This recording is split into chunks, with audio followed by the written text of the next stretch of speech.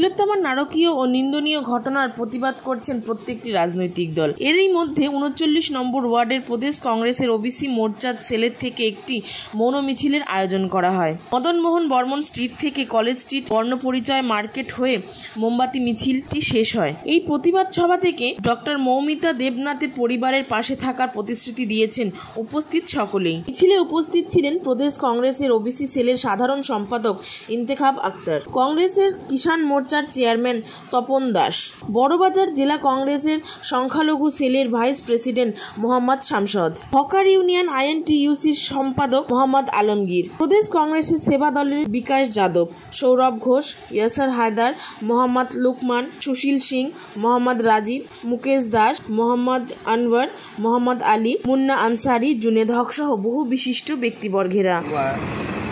कोई स्लोगन कुछ नहीं लगाया और जो हमारे बहन के संग में जो हुआ जो अपना गंदा बेशर्मी वाला बात है, तो हमारे बंगाल में ये सब कभी नहीं हुआ है जो हुआ है।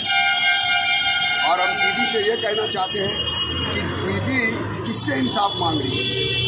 दीदी खुद रास्ते में उतर के चीफ मिनिस्टर वो है, होम यहाँ का होम डिपार्टमेंट होम मिनिस्टर वो है, इंसाफ किससे दीदी मांग रही है पब्लिक में उतर के। और हम यही दीदी को यही कहना चाहेंगे हम लोग का टीम का तरफ से कि जो इसमें है, और भी ये मामला बहुत बड़ा है, कोई छोटा मोटा मामला है, एक तो सिविल पुलिस का मामला नहीं है, इसमें कम से कम तो 10 से 12 आदमी का मामला है। ये कोई बड़ा घटना है, इसको खोद के सीबीआई को निकालना चाहिए और जो इसका मुजरिम है और उसको भारी से भारी फांसी का सजा होना चाहिए।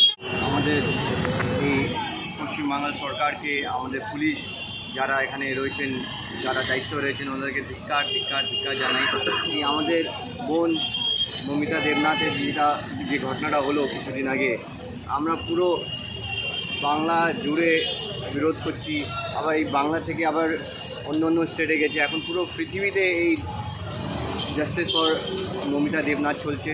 আর একটা জিনিস আমি সবসময় মনে করতাম কি, এই বাংলা আমাদের, যেখানে আমরা গুরু রবীন্দ্রনাথ ঠাকুরের এই বাংলা, বঙ্কিম হাজরার বাংলা, আমাদের এই বাংলা এত নাম, এত শিক্ষা বাংলা ছিল। আর এখন যে বাংলাটা আমরা দেখছি, যেখানে এই এত খারাপ একটা অবস্থায় আমরা পড়েছি যে আমার বন্ধুরা বাইরে থেকে সবাই ফোন করে বলছে কি তোমাদের এই বাংলা, পশ্চিমবাংলায় কী অবস্থা, কী হচ্ছে।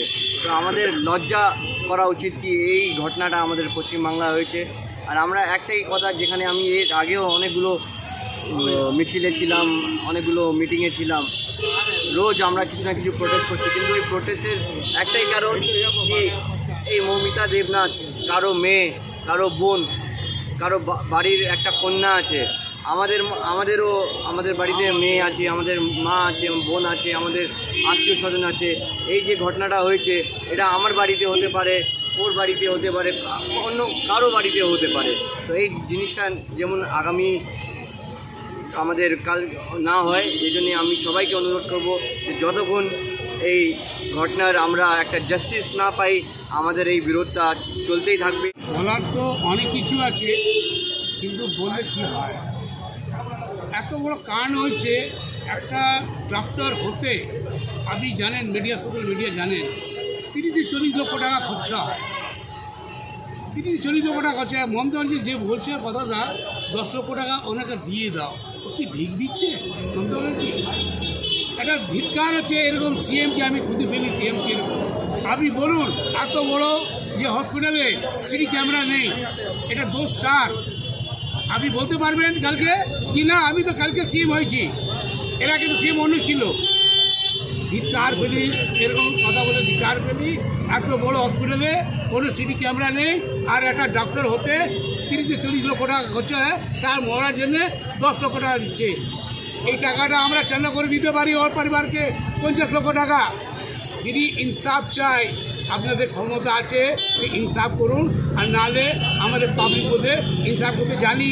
আপনি দেখে নিন বাংলাদেশে কীরকম কেস হয়েছে। ডাক্তার এমার্জেন্সি চালু আছে, এমার্জেন্সি বন্ধ করে নিয়ে রেখেছি, চালু রেখেছি, জাস্টিস পাচ্ছে না তো কী করবে? জাস্টিস তো দরকার। তো এভাবে ঘটনাটা ঘটেছে, আজ আপনার সঙ্গে হয়েছে, কালকে আমার সঙ্গে হতে পারে।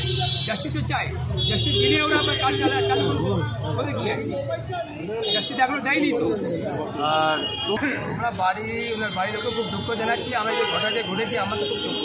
এরকম ঘটনাটা কংগ্রেস পরিবার থেকে আমরা বলছি, যারা ঘটনা হয়েছে, যার মমিতা দেবনাথের বাড়ির সঙ্গে আমরা আছি, আগামী দিনে থাকবো, আমরা সবসময় আছি।